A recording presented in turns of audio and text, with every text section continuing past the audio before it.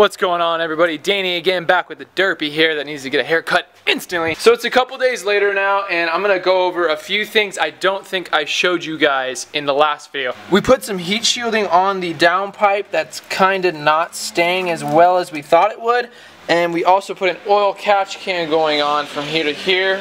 We got this 3-inch straight pipe going from the downpipe back. But what is happening is the heat shielding product we wrapped it in is starting to rip off and untangle. So at some point I'm going to zip tie with metal zip ties up that crap that is coming off. I'm sorry for that thing going on in the background. That's why I'm going to try to talk behind the car.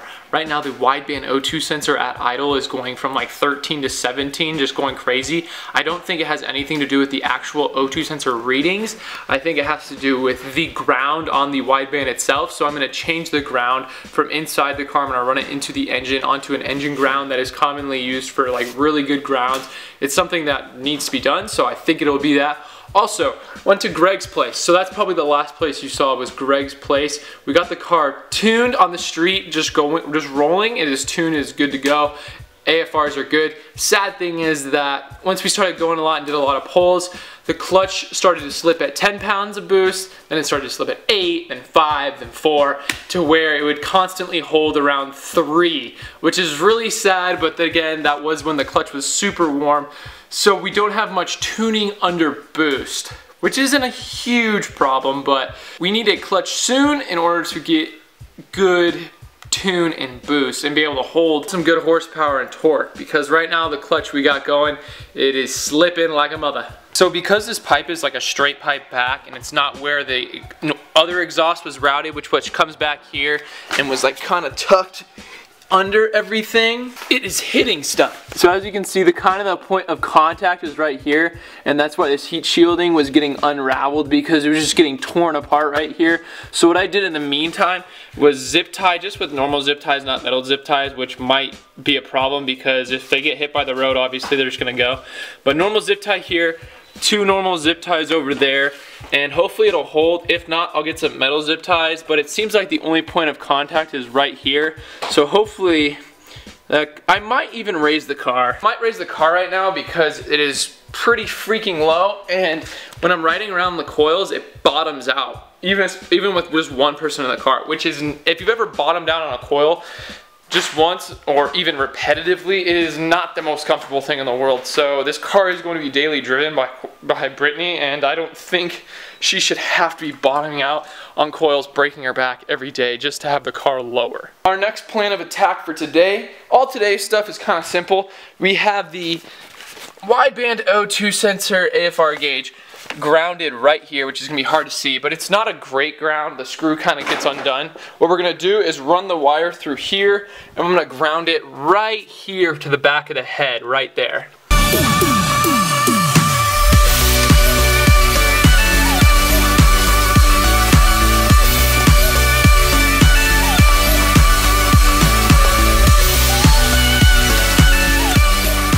So I got the wire running all the way from there under the driver's side wheel, all the way over to here, which is the nice ground we're going to be using. I'm just going to put it right over to this existing ground and put the bolt back down. Alright, with that all wired up, and I just put the battery back on. Remember, always disconnect the battery when you're working on your cars. Okay, here it goes. Nothing.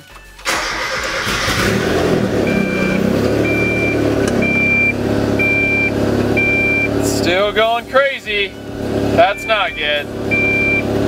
Pretty sure I just figured out why the O2 sensor is going crazy. Let me show you why. It involves this. I just realized that gasket right there is floating off, and there's not even a bolt in that side of the downpipe connecting to the exhaust. I'm almost positive I put that bolt back when we were wrapping the thing, but maybe I didn't.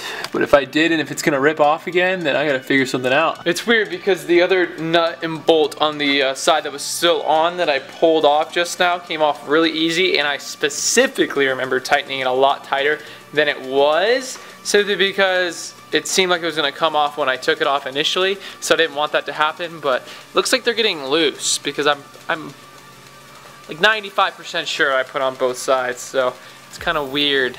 Alright everybody, this is the idea with the boost leak test.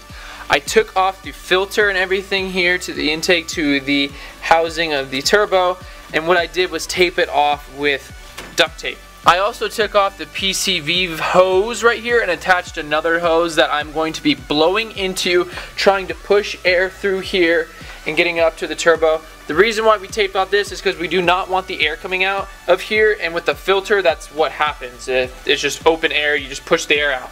So the idea is you blow in through here and you're supposed to hear where the boost leak is going to be coming from.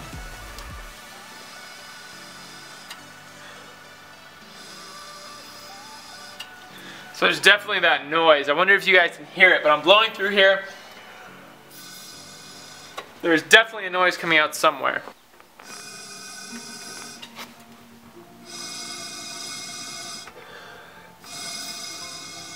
And as I found, this clamp is the culprit.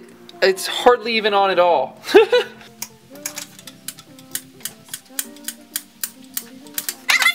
This intercooler piping hose right here was completely off. I was wondering why it wasn't tightening when I was tightening the T-bolt clamp onto the coupler. I'm like, why is this not getting any harder?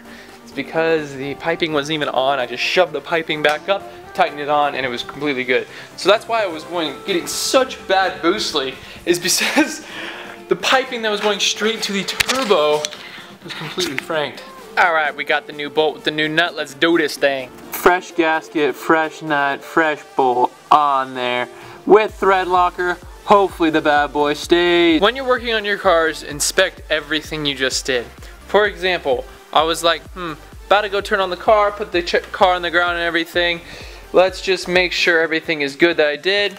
I did not replace this hose into the PCV valve.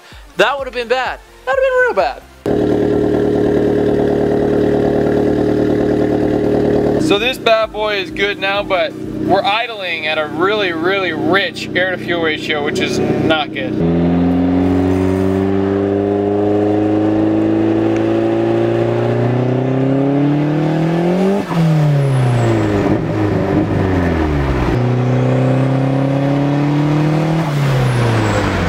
That air to fuel ratio isn't the best. So I'm gonna have to take care of that. Look into Tuner Studio a little bit on my laptop. Gonna tune it up, hopefully, and hopefully I can just touch the idle air to fuel ratio, because everything else is perfect.